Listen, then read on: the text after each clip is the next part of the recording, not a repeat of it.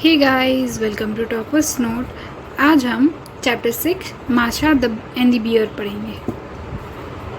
Once upon a time there lived an old couple who had a granddaughter named Masha. एक समय पे एक old couple रहता था जिनकी ग्रैंडडॉटर यानी जिसकी पोती का नाम माशा था। One day Masha's friends decided to go to the forest to gather mushrooms and berries and they asked Masha to join them. एक दिन माशा के जो दोस्त थे उन्होंने ये फैसला किया कि वो फॉरेस्ट जाएंगे यानी जंगल जाएंगे मशरूम्स और बेरीज लेने के लिए, और उन्होंने माशा को उनके साथ चलने के लिए बोला। Please grandpa and grandma, may I go to the forest with my friends. Please दादा दादी, क्या मैं अपने दोस्तों के साथ जंगल जा सकती हूँ? Yes you may, but do not wander away from the others, you may get lost. हाँ, तुम जा सकती हो, लेकिन तुम अपने दोस्तों से साथ रहना और भटक मत जाना। माशा and her friends reached the forest and began to hunt for mushrooms and berries. Masha ran from one bush to another and from one tree to another.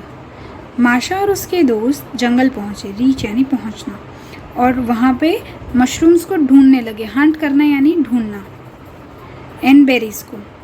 माशा एक बुश से दूसरे बुश और एक पेड़ से दूसरे पेड़ दौड़ने लगी। Soon she had strayed away from her friends, और जल्द ही वो अपने दोस्तों से दूर भटक गई।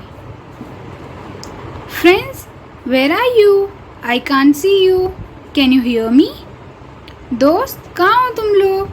मैं तुम्हें नहीं देख सक रही हूँ, क्या तुम मुझे सुन सकते हो? Then Masha saw her little hut. She knocked on the door, but there was no answer. She pushed the door and it opened. फिर माशा ने एक छोटा हट देखा। उसने नॉक किया यानी खटखटाया डोर पे, पर किसी ने जवाब नहीं दिया। She pushed the door मतलब उसने डोर को खोला और वो खुल गया। In that hut lived a great big bear who had stepped out for a walk in the forest. Masha went in and sat down on a chair next to the door. उस हट में एक बहुत बड़ा beer रहता था जो बाहर गया है फॉरेस्ट में चलने के लिए। माशा अंदर गई और वो उसमें बैठ गई वहाँ के एक चेयर पे। I wonder who lives in this house. तो वो सोचने लगी कि पता नहीं कौन रहता होगा इस घर में। The bear soon returned and was pleased to see Masha in the हट। तो बियर बहुत जल्द वापस आ गया और वो बहुत खुश हो गया माशा को हट में देखकर। Aha, now I won't let you go. बोले, हाँ, अब मैं तुम्हें जाने नहीं दूंगा। You will live in my house, do all my work as meek as a mouse. तो बोला, अब तुम मेरे घर पे रहोगे, मेरा सारा काम करोगे, बिल्कुल ही एक माउस की तरह, बहुत शांत। You will cook my dinner and my breakfast too. तुम मेरा रात का खाना और सुबह का खाना भी बनाओगी। And be my servant, faithful and true. और मेरी काम वाली बन के तुम रहोगी। Masha felt helpless. She would cry quietly every day, but she knew there was no other way out. So she looked after his house. माशा को लगा कि वो कुछ कर नहीं सक रही। वो बहुत धीरे से क्वाइटली यानी बहुत चुप चुप से रोती थी हर रोज़, क्योंकि उसे लगता था कि कोई रास्ता नहीं है बाहर जाने का, और वो उसके घर को संभालती थी। Every morning the bear would go into the forest. हर सुबह बियर फॉरेस्ट में चला जाता था। And return in the evening, और शाम को आता था। Before leaving he would warn Masha. और निकलने से पहले वो माशा को वॉर्न करता था यानी धमकाता था। Do not dare to step out of the house, else I will eat you. बोला, हिम्मत भी मत करना घर से बाहर जाने की, वरना मैं तुम्हें खा जाऊंगा। माशा kept thinking about ways to escape from him. माशा हमेशा सोचती रहती थी यहाँ से बच के जाने का तरीका, पर but there was nobody in the dense forest to show her the way back to her house. But कोई होता नहीं था फॉरेस्ट में उसको घर जाने का रास्ता बताने के लिए. One day she had an idea. एक दिन उसको एक आइडिया आया. That evening when the bear returned, Masha put her plan into action. उस शाम जब बियर वापस आया तो माशा ने अपना प्लान जो उसको आइडिया आया था उसको उसने शुरू कर दिया. Bear, please allow me to visit my village once. I would like to cook something nice for grandpa and grandma. Bear, please मुझे परमिशन दो कि मैं अपने गांव एक बार जाऊं. मैं अपने दादा दादी के लिए कुछ अच्छा बनाना चाहती हूँ. No, I shall not allow you to go because you will get lost in the forest. ना, मैं तुम्हें जाने नहीं दे सकता क्योंकि तुम भटक जाओगी जंगल में. But you can cook whatever you want and I will take it. But तुम जो चाहे वो बना सकती हो और मैं उसको ले जाके पहुंचा दूंगा. Things were going according to Masha's plan. She baked some pies. बिल्कुल सारा चीज़ उसके प्लान के मुताबिक जा रहा था और उसने कुछ पाइज बनाए. I am placing some fruits and pies in the basket. Please take the basket to my grandparents. उसने बोला मैं कुछ फ्रूट्स और पाइज को बास्केट में रख रही हूँ, तुम इस बास्केट को ले जाओ मेरे दादा दादी के पास. But remember, do not open the basket and eat anything. पर याद रखना कुछ भी खोलना मत बास्केट को और कुछ खाना नहीं. I am going to watch you from the top of the oak tree behind the house. और मैं जो घर के पीछे ओक ट्री है उसमें बैठ के मैं देखूंगी तुम्हें जाते हुए. The bear nodded his head. तो बियर उसकी बात मान गया. Then he went out to check if it was rain. और फिर वो गया ये चेक करने के लिए कि बारिश हो रही है कि नहीं. As soon as he went out, Masha sat in the basket and hid herself with the pies. और जैसे ही वो बाहर गया माशा खुद बास्केट में बैठ गई और अपने ऊपर उसने पाइज को रख दिए. The bear returned, picked up the basket and set off for Masha's village. Bear वापस आया, उसने बास्केट को उठाया और माशा के विलेज के लिए निकल गया. He became tired after walking for long time. और वो बहुत थक गया बहुत समय के लिए चलते हुए.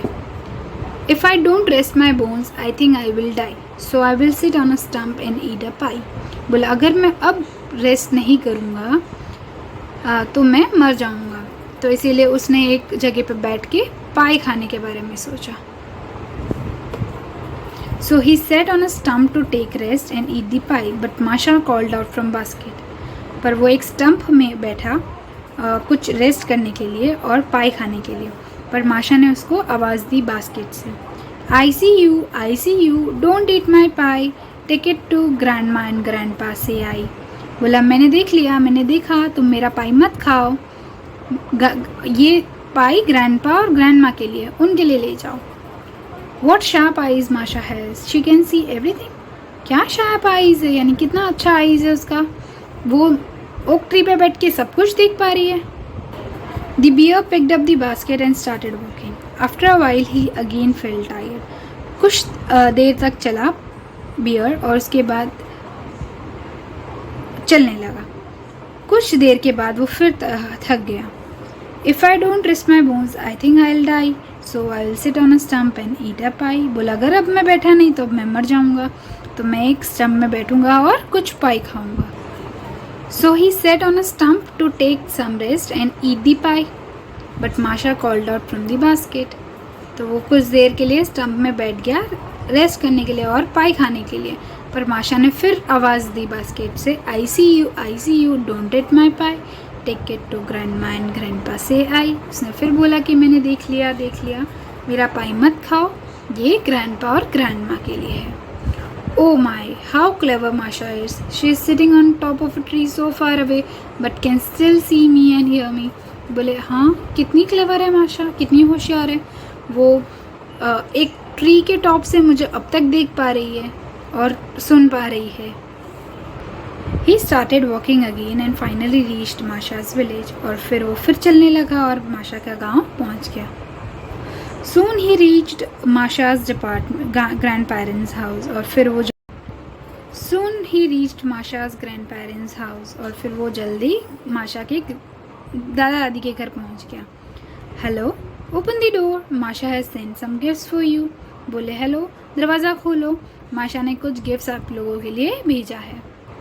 The village dogs scenting the bear rushed out and started barking.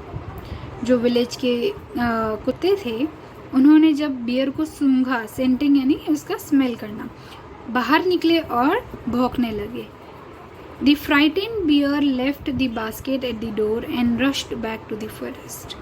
तो जो डरा हुआ बियर था उसने बास्केट को वहीं डोर पे छोड़ दिया और फॉरेस्ट की तरफ भाग के चला गया.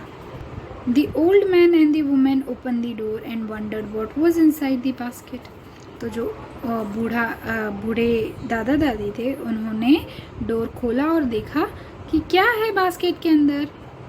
As soon as they lifted the flap, they were overjoyed to see Masha alive. और जैसे ही उन लोगों ने उसके फ्लैप को यानी कवर को खोला, वो लोग बहुत ज़्यादा खुश हो गए माशा को उसमें ज़िंदा देखकर. They hugged and kissed her to their heart's content. उन्होंने उसे अपने गले से लगा लिया. माशा narrated the entire story to her grandparents. और माशा ने पूरी कहानी अपने दादा दादी को सुनाई. You're indeed a very clever girl, dear. तुम सच्ची ही बहुत ही होशियार लड़की हो, ऐसा उसके दादा ने कहा. God bless you always. तो चलो हम वर्ड गैलेक्सी से वर्ड मीनिंग्स पढ़ लेते हैं. वेंडर, वॉक और मूव एमलेसली और लीजरली. हम आराम से चलते हुए कहीं किसी तरफ जाते हैं तो उसे कहते हैं wander. Strayed, moved away from a group और from the right course got lost. कहीं खो जाते हैं उसको स्ट्रेड कहा जाता है. मीक यानी जेंटल और टिमिड यानी जो बहुत शांत यानी बहुत शांत इंसान होता है. Escape, run away. एस्केप का मतलब होता है भाग जाना या बच के निकल जाना. Sharp, observant. जो बहुत ध्यान से कुछ चीज़ को देखता है समझता है उसको शार्प कहा जाता है. फ्लैप यानी कवर होता है. ओवरजॉयड यानी बहुत ही ज़्यादा खुश होना. वीडियो देखने के लिए आपका बहुत बहुत धन्यवाद. अगर वीडियो पसंद आए तो लाइक करिए, सब्सक्राइब करिए. Thank you.